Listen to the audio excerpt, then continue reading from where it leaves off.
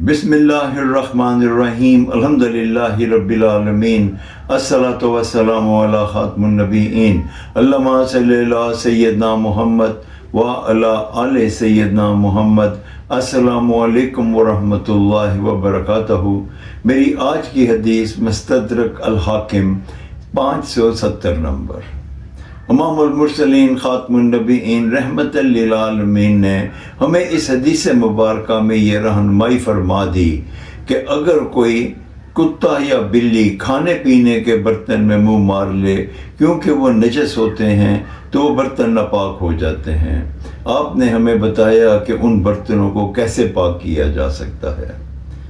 आज की हदीस में नबी पाक हज़रत मोहम्मद सल्लल्लाहु अलैहि वसल्लम ने इरशाद फरमाया कि अगर कोई कुत्ता बर्तन में मुंह डाल दे तो वो बर्तन नापाक हो जाएगा।